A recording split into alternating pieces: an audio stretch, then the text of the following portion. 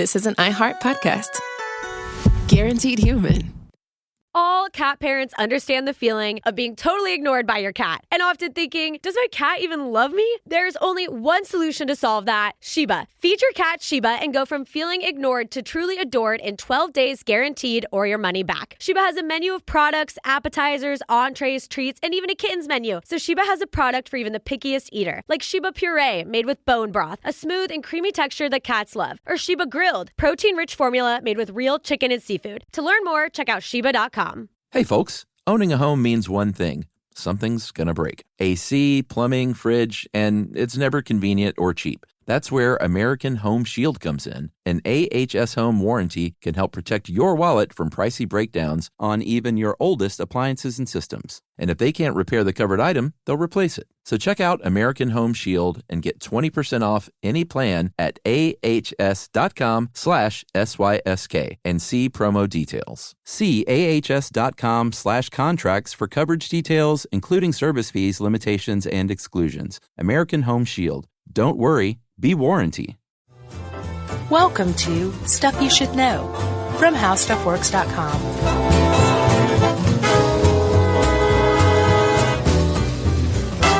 Hey, and welcome to the podcast. I'm Josh Clark. There's Charles W. Chuck Bryant, and there's Jerry Rowland. Yeah. Jerry said right before she pressed record, I'm sleepy. 3, 2, 1. Oh, really? Yeah. I didn't hear. You didn't notice that, did you? I was just memorizing, or practicing what I was going to say. Oh, sorry. Well, go ahead. I just did. Oh. I was successful. You were practicing, hey, welcome to the podcast? Mm-hmm. Should we talk fiddles? Yeah, Chuck Fiddle DD, let's do. I bought one a few years ago, by the way, and took one lesson. Uh-huh. And you became an expert? Yep. No, that's just me, man. That's how things go with me. I have a lot of things that I've been like, I'm going to do this. Got a lot of balls in the air. Yeah, specifically musically. Like, I bought a steel guitar and didn't learn to play that. Sold it. Okay. I bought a keyboard and was going to learn to play piano. Didn't do that. Okay. Bought the violin. I'm keeping the violin, though. Good. So you're stimulating the economy. Yeah, pretty much. And I usually just sell that and use that money to buy the next thing I don't play. Yeah. But I don't know. Like, I know how to play guitar, so I'm kind of realizing at my age, like, maybe that's all it's going to be. You're a guitar man, like Brad said. Yeah, but I used to want to be like, man, by the time I die, I want to be able to play all the stringed instruments. Gotcha. That was my goal. Yeah. And I've learned one. I mean, that's more than some people. I don't know how to play any stringed instruments. So. Yeah, but you don't care to, it sounds like. No, I mean, so you consider the piano a stringed instrument? It's got strings. So, yeah, is it percussion or is it string or is it both? Well, a little hammer hits the string. Right, percussion. Yeah, interesting. Whereas a harpsichord is plucked. Yeah, I don't know. Talking piano. Yeah. I wish I could play the piano. I'd like to learn that one day. Right? My brother took lessons as a kid and my sister, but I didn't. Oh, and, yeah. Scott can still play a little bit today. Of course. Hey, Scott. Super bro. So the fiddle, a little history here before we get into the man. Mm-hmm. The fiddle or violin, there's no difference, by the way. Is that right? Yep. It's just one's pronounced one way and the other's pronounced the other way. Yeah, it's a little, and I thought there was a difference when I bought mine. I was like, well, what's the difference? And it's just in how you play it. They were like, hillbillies play fiddles. Yeah. Other people play violins. Exactly. So, the fiddle at first was not a well-regarded instrument. It was thought of as a sort of a cheap, tavern instrument. You know, like you'd get drunk and hop up on the table at the tavern. Really? And beat out a little Irish jig. Really? Yeah. And it didn't have a good reputation. Wait, when? Well, I mean, this is, the 16th century. Okay. So then, initially. Yeah. Okay. Yeah. Right, I'm with you then. I'm with you. Okay. Hanging on. And even in parts of Italy at first, the church ordered the destruction of violins. They were so, looked down upon. And then a lady named Catherine de Medici got on board, and she's like, this thing is wonderful. Sure. I'm going to order 38 of them for my court, from this guy named, Nicholas Amati, who was, the grandson of the great violin maker, Andrea Amati. Actually, she probably bought them from Andrea, if it was the 1500s. Right. And, yeah, it was 1564. And that was it. Things started to change, and that's literally what kind of led the violin down a path of respectability. Yeah, once you introduce it into court, Sure. people tend to follow suit. Yeah. Yeah, so the Amatis lived in a place called Cremona, Italy. That's right.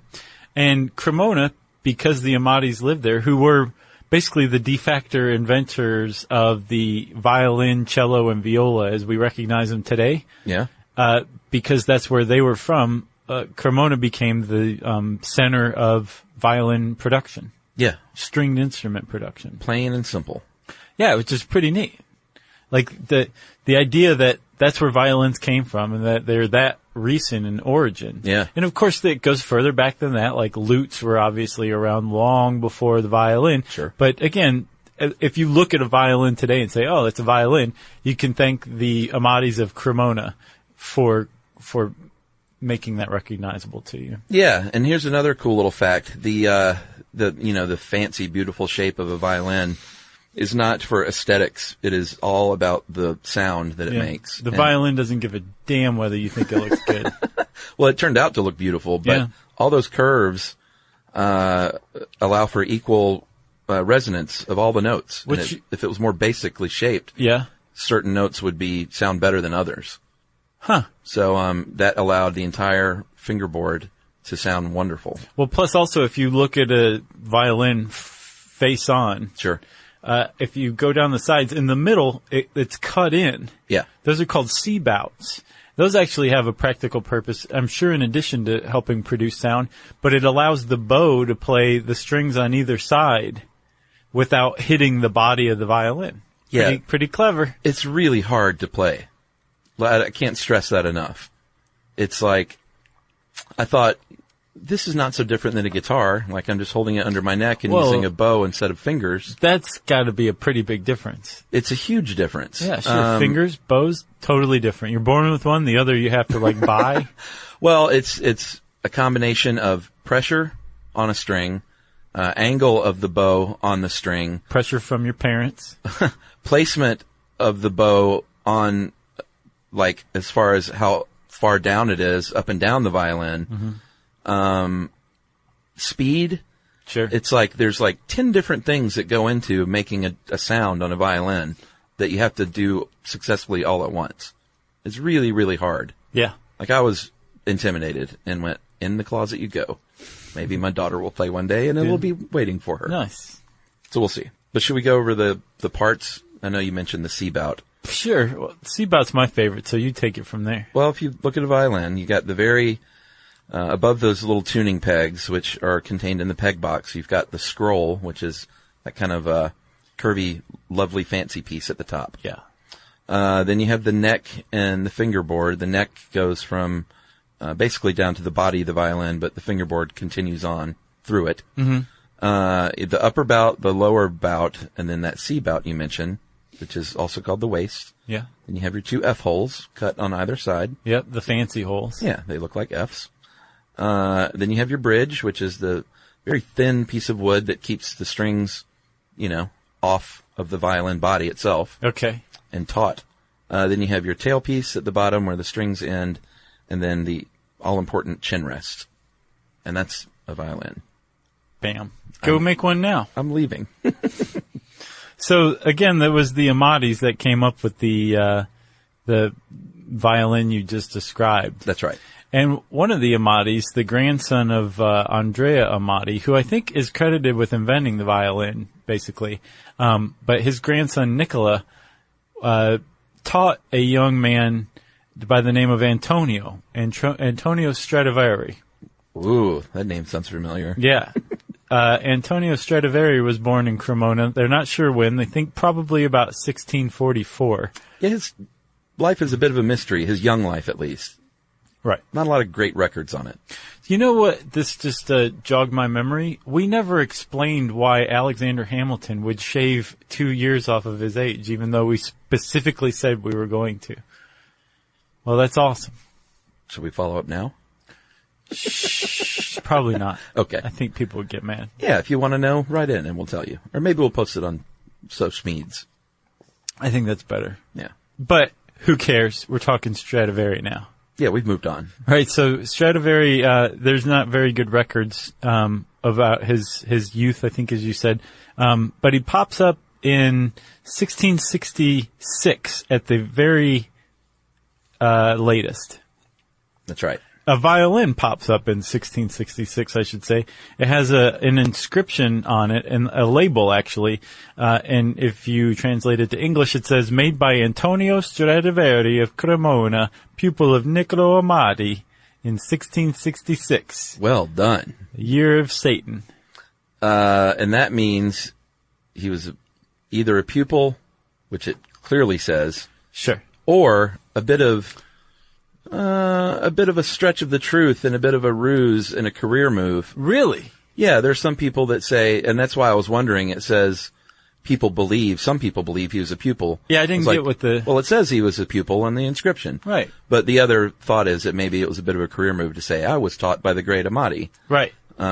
Who's dead now and can't say otherwise. Maybe. But who knows? I bet he was probably a pupil. Actually, he wasn't dead, so that would have been pretty gutsy to have done that, because Amati didn't die for many more years after 1666. So I think the common consensus is that he was a pupil of Amati. He would have said, you're stealing my business, so what up with that? Right. Man, this thing is going to be lousy with that. All right, so 1666, you are correct. He builds his very first violin on his own. He continues to build violins on his own in his attic, which was apparently the tradition. Attic violin building. Was it? That's what it said. Huh. I guess that was just like where you would put your workshop. Okay. Who knows? Maybe I don't know. Have you ever seen the movie The Red Violin? Yes. Great movie. Agreed. Like, stick with it. I think I might have seen that on your recommendation years ago. Probably.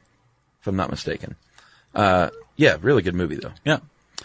So he's making violins. He moves into a home in 1680, and he started to get some recognition as a great builder and maker of violins, a great craftsman. He did, and he was still kind of living in the shadow of the Amatis, but when Nicola Amati died in 1684, by this time everyone said this guy is Cremona's best maker of violins. Yeah. Which, since Cremona was the world capital of violin making, they were made elsewhere, but Cremona was like the place where the best were made. The creme of the Cremona. Right. That made him the world's best violin maker, and he hadn't even entered his golden period yet. Yeah, and he was making more than violins. He's making cellos and guitars and mandolins and harps. Pretty much anything with strings. Except harpsichords. Who knows? He might have made a harpsichord. I'll bet that'd be worth a lot. Probably so. All right, should we take a break here? Yes. All right, we'll get into more craftsmanship right after this.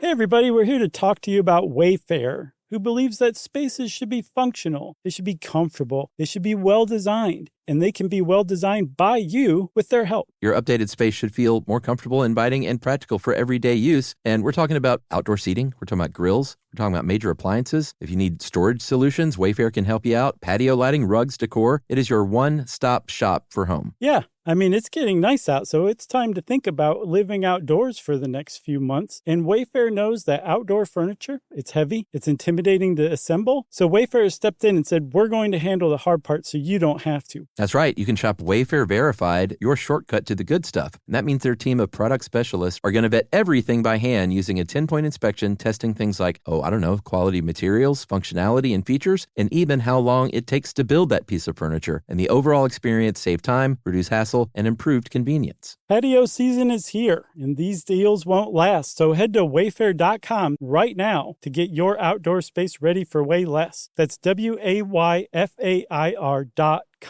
Wayfair, every style, every home.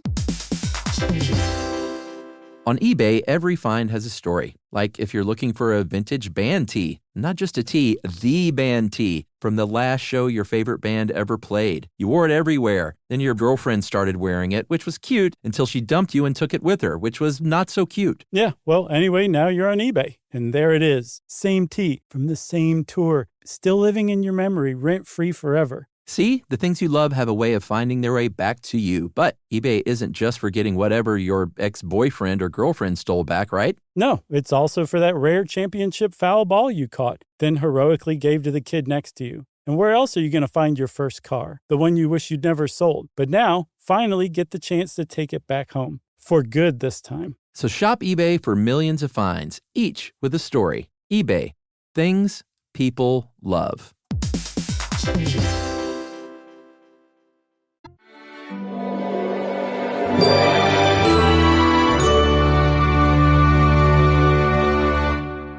All right, so Stradivari is following in Amati's his footsteps, but he's also like, you know what? I'm gonna start tweaking this thing, and craft my own brand of violin.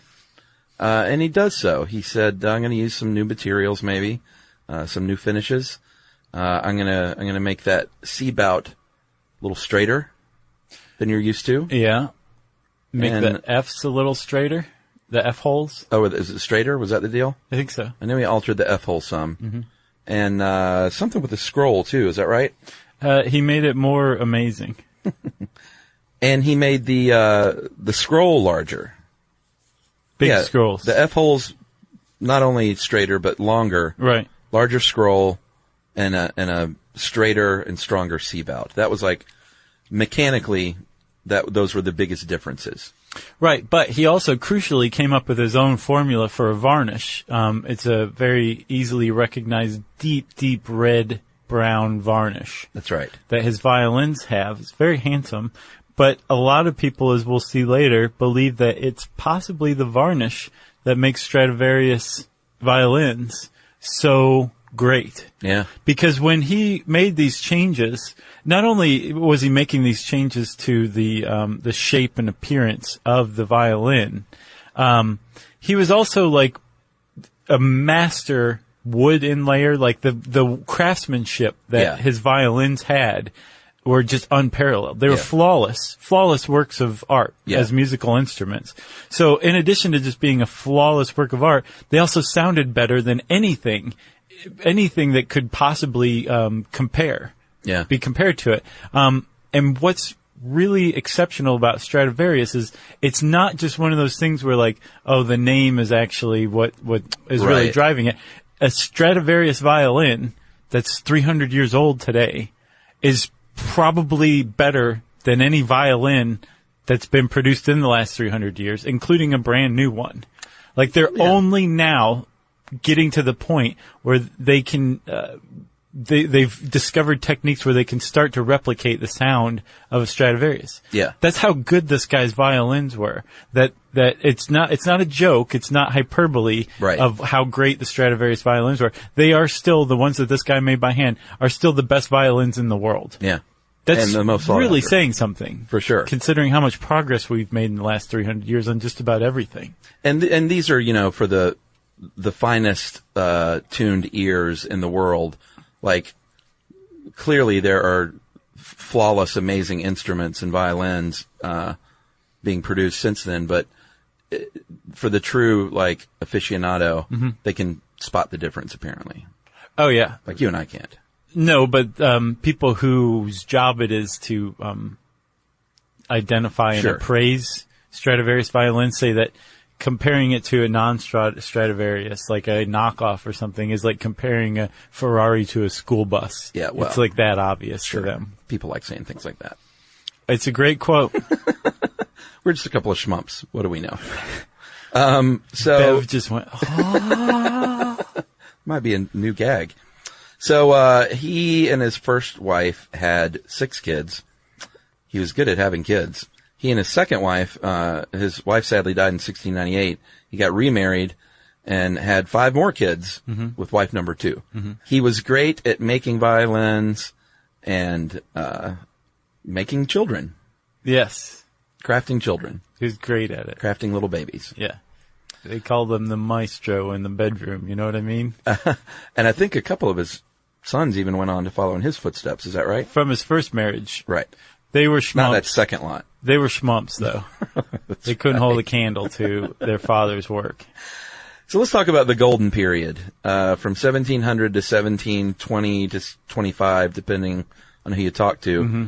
This was the golden period where these violins, I mean, he had really honed his design at this point, and the materials that he used and everything kind of all coalesced into making the best violins in the history of the world. Right. It was like LeBron's tenure at the Heat. Oh, well, we'll see. His career's not over yet. Yeah. Wow, you're calling it now, huh? I mean, he made a case for a resurgence this past season, but we'll see if he can repeat it. Okay. He was playing on 500 cylinders with the Heat. It was just perfect because he didn't have to be the team leader.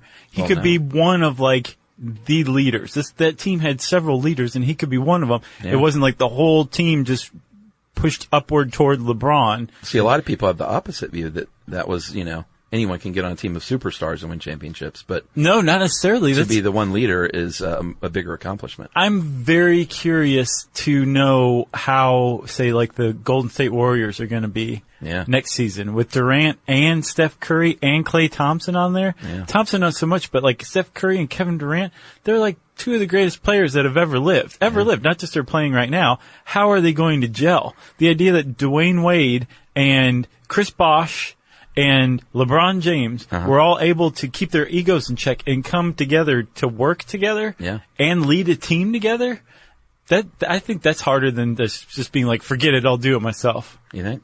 Yes. All right, so Stradivari is making his mark on the world, getting his reputation, and he's making a lot of money. He wasn't one of these, it's like, after he died, they later realized how great he was. He was a rich man, making and selling these violins. Yeah, apparently there's a phrase, rich as Stradivari. Yeah. Like richer than an astronaut is what we would say today. Yeah, he was one of the more famous guys in Italy at the time, for sure. Yeah, and rightfully so. His crowning achievement, supposedly, is in 1716 when he built the Messiah. And this is the only violin that he never sold, that he kept in his workshop till the day he died. It was his head stash violin. And this violin has rarely been played. Apparently one of the sort of unspoken rules when this thing's been sold and passed down is that don't even play it. This one should remain pristine. Yeah, it's basically as close to a mint condition Stradivarius as you can find in the world. Oh, it's not close. It's mint. Yeah. But I mean, a couple people have played it. Oh, really? Yeah.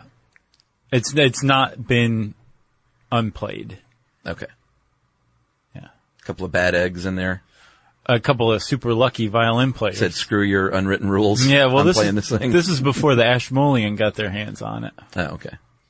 So post 1720, post Golden Period, he still produced violins and things, but apparently his eyesight was going, his hands were not as steady, and they weren't quite what they were during the Golden Period. I'm sure they were still wonderful violins. Oh yeah, he's still churning out the good stuff, but nothing like that Golden Period. And he worked into his 90s. So he was building violins for, 70 years. He worked up to his death, as far as I understand. I think so.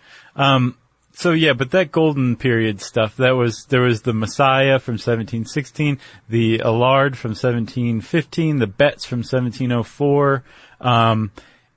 Those are just a few of the ones that he made during this period that are still around today. I saw 1,000, I also saw 1,500 stringed instruments during his career. Amazing. About 650 survive today. And they tend to have names, especially the ones from his Golden Period, as you just heard. Yeah. They have names, and they're usually the name of the most famous player who owned it. Right. They weren't like Skippy and Old Roy. Right. Barnabas. Barnabas the violin. Right. So there's a superstition among violinists that the more you play a violin, the more a particular person plays violin, the more that violin takes on the character of that player, right? So much so that a violinist or even a cellist or a violist can come along afterward and play that person's violin. Yeah. And it will sound much more like the person whose violin it is than the person playing it. Oh, wow. And there's a further superstition that the more you play a violin, the better it sounds. Well, that's not a superstition. That's fact. Right. With any instrument. So there was a study from, I think, 1996 that I came across that found that the more violin wood is vibrated, the more the dampening coefficient is lowered.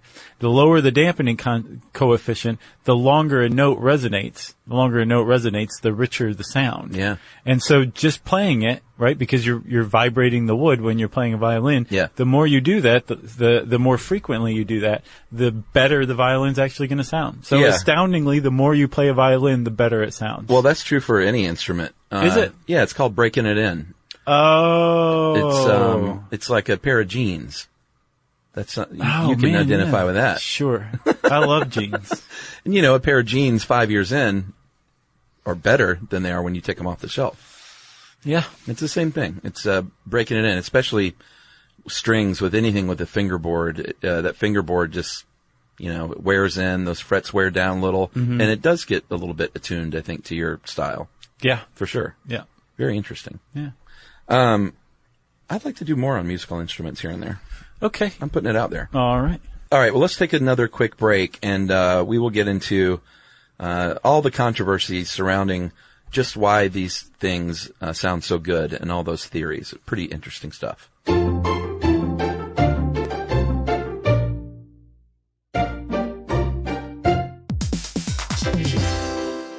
On eBay, every find has a story. Like if you're looking for a vintage band tee, not just a tee, the band tee from the last show your favorite band ever played. You wore it everywhere. Then your girlfriend started wearing it, which was cute, until she dumped you and took it with her, which was not so cute. Yeah, well, anyway, now you're on eBay. And there it is. Same tee from the same tour. Still living in your memory, rent-free forever. See, the things you love have a way of finding their way back to you. But eBay isn't just for getting whatever your ex-boyfriend or girlfriend stole back, right? No, it's also for that rare championship foul ball you caught, then heroically gave to the kid next to you. And where else are you going to find your first car? The one you wish you'd never sold. But now, finally get the chance to take it back home. For good this time. So shop eBay for millions of finds, each with a story. eBay.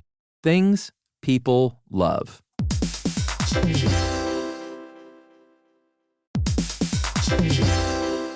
If you own a home, you already know stuff breaks. It's not if, it's when. And somehow it's always like the AC in July or the fridge right after you go to the grocery store. That's why you always hear people say they don't make appliances like they used to, because it's kind of true. That's right. Good thing there's American Home Shield. With an AHS home warranty, they can help fix major home systems and appliance breakdowns like your AC, plumbing, or fridge. And if they can't repair your covered item, they'll replace it, no matter how old it is. And that's huge, because fixing an AC can cost a lot. Like, hey kids, our vacation is canceled a lot. Plus, as a benefit to select plans, you can get real-time video help from live repair experts to troubleshoot home hassles at no extra cost. Listen, everybody, home ownership is already stressful enough. No need to upset your wallet. So check out American Home Shield now and get 20% off any plan at ahs.com/SYSK and see promo details. See ahs.com/contracts for coverage details, including service fees, limitations, and exclusions. American Home Shield. Don't worry, be warranty.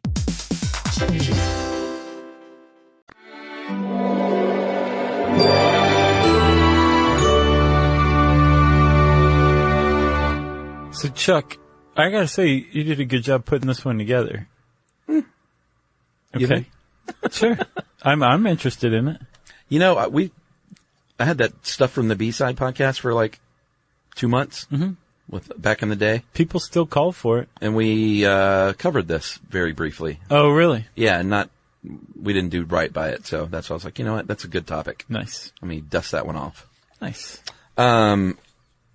So there have been many, many theories over the years. Like if the Strad is so revered and legendary that people, experts, scientists are bound to want to crack that nut. Yeah, like why? Yeah, like what's the deal?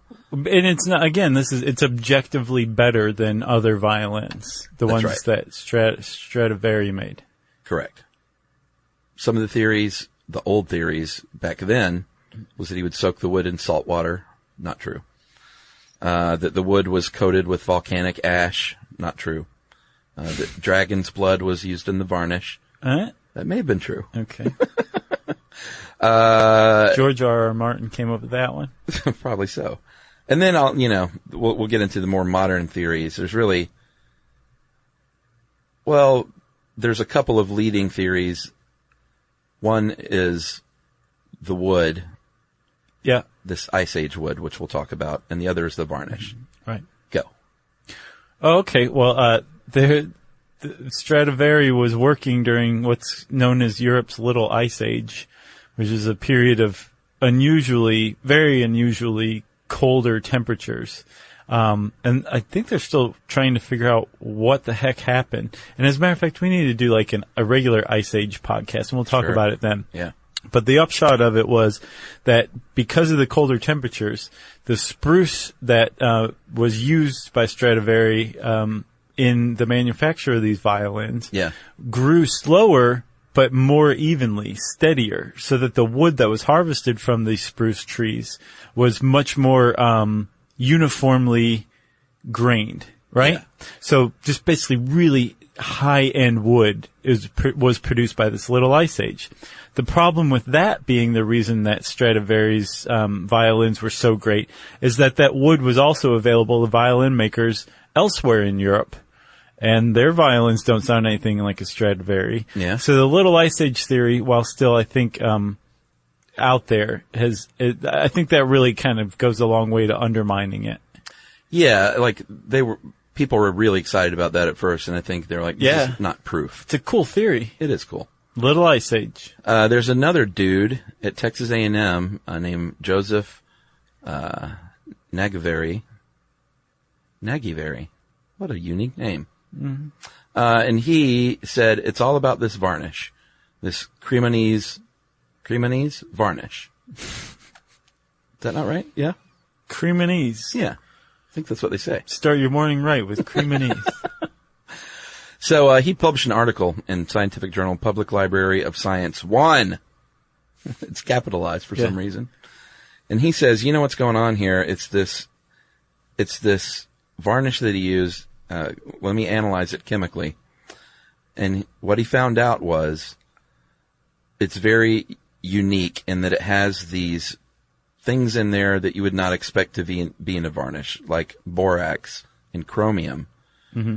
And he said, so what I think is going on is this stuff, he added this stuff to the varnish to protect it, that wood against damage and infestation. But what it really did was actually weakened the wood and made it porous, where it should not be. And that created more, tone, a more booming, rich, powerful tone. Right.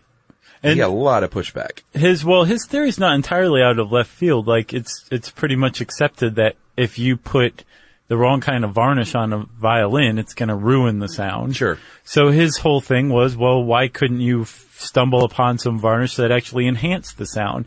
And that was his idea, that accounted for Stradivari's violin sounding like that. Yeah, I think he did get a lot of pushback. He did. There seems to be, even if he's right, there seems to be a desire among the people who collect and play Stradivarius violins is that we'll never understand what makes it special. We don't really want to know what will make it special. Yeah. There's a guy who was widely quoted, he's a violinist from America, his name's James Eanes. Eanes. Man.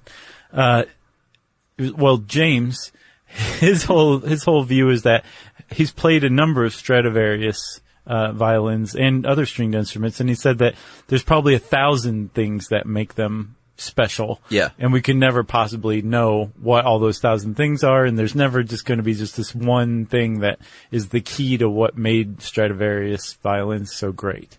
Yeah, I think I watched a BBC documentary that was really pretty great, and they interviewed another violin maker, and he said, you know, it was the right place, right time thing. Like, this guy came along, maybe they had this good wood that was special, maybe he had this varnish that was special. Yeah, but they were in the hands of somebody special too. Well, clearly. that was his point, was that other people were using some of these same things, and they turned out very different. Mm-hmm. He said he was so good at what he did, like, that's the secret. He was just better at doing this than other people. Right, like how Chris Bosh and Dwayne Wade brought the best out of LeBron James. Well, where I think this Texas A&M professor erred was that he was so bold as to even posit the idea that it may have been an accident, and that, like, I would say bold is an appropriate term. Yeah, like, they turned out this good on accident. He didn't know this varnish was going to do that, or the wood may have been even pre-treated with these chemicals, and he kind of lucked into what it ended up being. Yeah. And not that he wasn't talented, but, like, that's why they are what they are. And people were like, whoa. Blasphemy. Yeah, out. Heretic. So how much do these things cost? A lot. The end. I mean, the numbers are all over the place. Like, one thing will say that the record was $3.544 million. Yeah. And then later on, the record was broken with $3.6 million with the Molitor Stradivarius, owned famously by Milwaukee brewer Paul Molitor. That's where that one got its name. Well, yeah, I agree. And then this says, in June 2014, the Kreutzer had a pre-sale estimate of $7.5 million to $10 million. Right. But it failed to reach the reserve price. Right, but then later on, another one sold in 2011 for $16 million. So apparently nobody's really keeping tabs here. I looked on the internet, I couldn't find anything approaching a comprehensive list of how much these things had gone for. But the fact is, millions of dollars. Tens of millions in some cases, from what I understand. Okay. And there are collectors, very, very wealthy collectors, who are driving the price of Stradivarius violins and other string instruments through the roof. Yeah.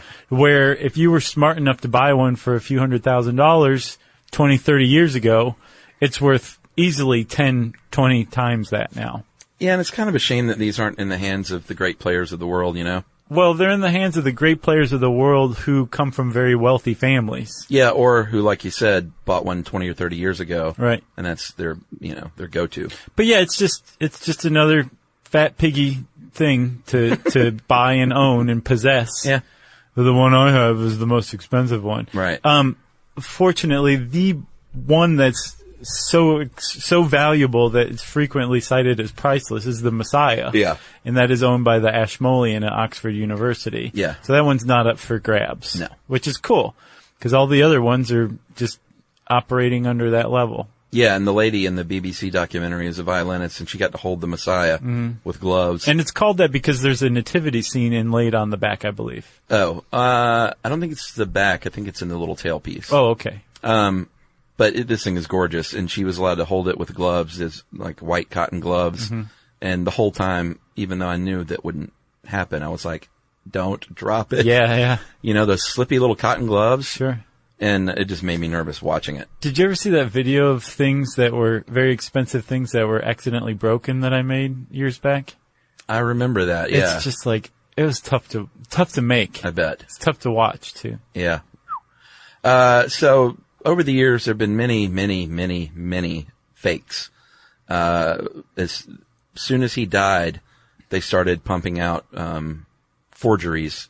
And not even forgeries, like just mass-produced violins that they would throw a label on. That at the time, in the 19th century, 18th and 19th century, the people buying the violins knew that they were like knockoff manufactured fakes. Yeah, largely in Germany, right? Right, but they weren't like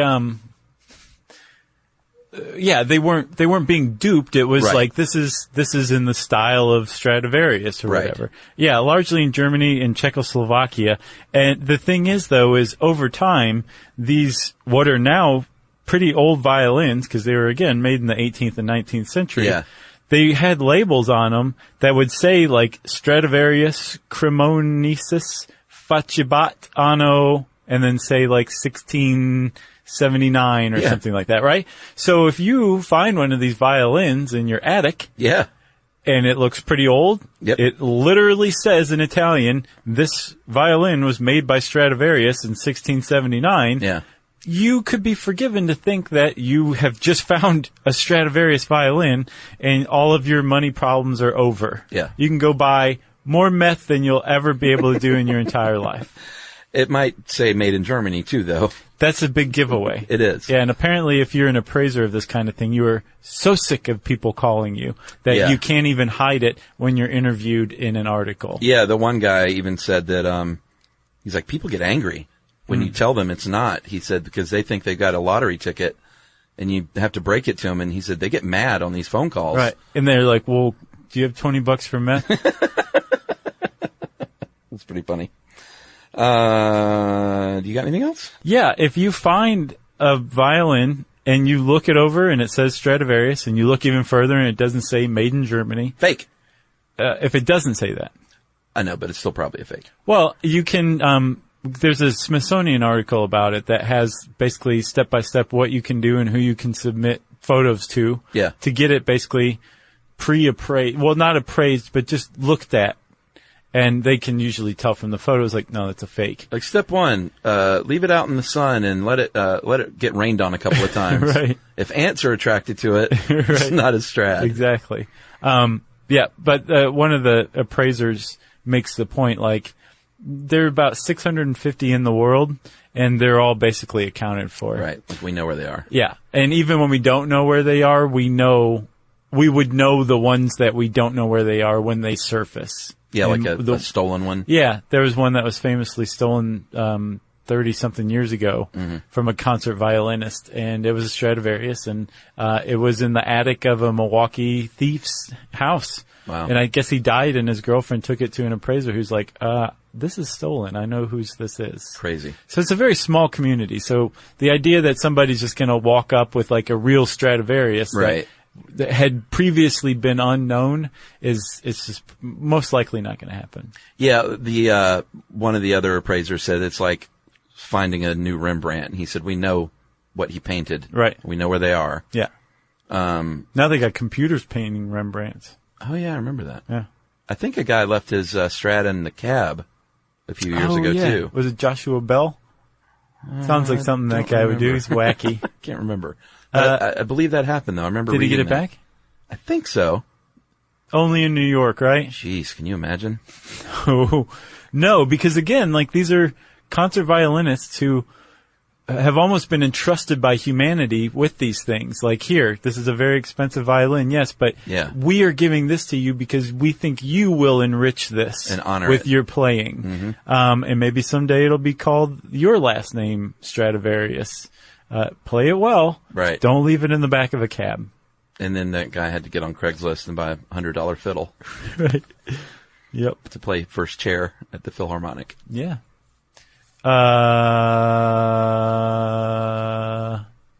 Chuck, Yes. you got anything else? I got nothing else. I don't either. Good job putting this together, man. Thanks. If you want to know more about Stradivarius, you can search the internet for it because we don't have an article on how stuff works. Since I said internet, it's time for listener mail.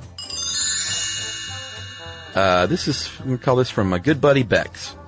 Rebecca Bloomfield. She's one of my pen pals Okay. from the Stuff You Should Know She in prison? over the years. She sure is. No, she's not. She's a delight, though. And she backed me up on my comments about women in science. So I felt good about it. So I wanted to read it. She made me feel better. I hope you guys had a great time in the UK. By the way, she just missed our show. And I think in London by a couple of days. And she was very bummed out. Does she live there or was she visiting? I think visiting. She now lives somewhere else. Gotcha. So she said, I know you did. I just listened to the delightful history of steam. Anyway, I'm writing to say, bloody well done. Is that a curse word? I think it's like very. Oh, okay. Great.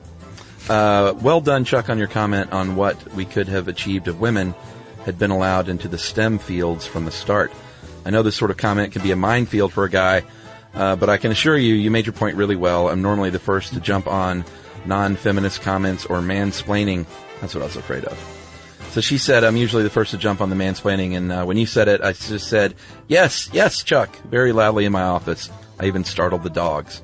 Raising children is very important, but men can do it too. All humans of any gender should have a choice as to what they do with their lives. This should not be predetermined because of their gender. So good on you, Chuck.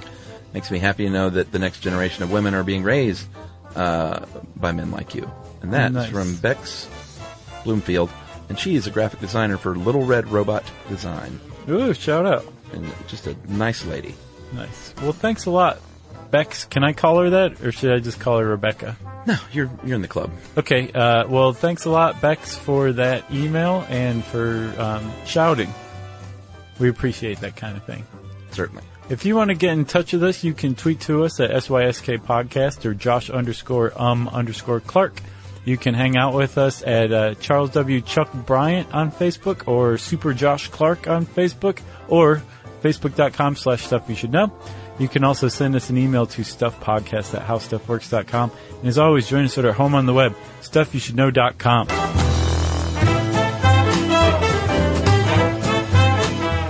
For more on this and thousands of other topics, visit howstuffworks.com.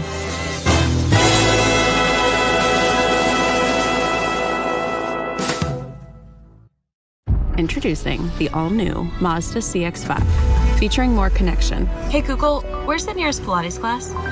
Safety that has your back. More discovery on the scenic routes. More passion in the details. And more control in changing weather. The all-new Mazda CX-5. More to move every side of you. See it in 5 films at MazdaUSA.com/5sides. Google is a trademark of Google LLC. Sequences shortened and simulated. Hey, everybody, here's a fact for you. In the United States, there is a break-in every 26 seconds, and that means that somewhere right now, an intruder is getting closer. And the problem with most security systems is that they only alert you after the break-in has started, and that's too late. Well, that's what makes SimpliSafe different. They use alerts. SimpliSafe's US-based live agents, they identify threats on your property and help deter them before they actually break in. So the intruder never gets into your house. The crime is stopped before it even starts. That's right. And another great thing about SimpliSafe is they have no long-term contracts. They give you peace of mind and great value with their monitoring deterrence plans because they just start at about $1 a day. Yeah, SimpliSafe sent us a setup years back, and I still use mine every day. Yeah, and apparently setup, you can do it by yourself in under 30 minutes, so it's a really good value and it doesn't take long. So if you want to experience the SimpliSafe peace of mind, you can take advantage of the SimpliSafe discount offered to Stuff You Should Know listeners. Right now, you can get 50% off your new system by visiting simplysafe.com/stuff. That's half off at simplysafe.com/stuff. There's no safe like SimpliSafe. This is an iHeart podcast. Guaranteed human.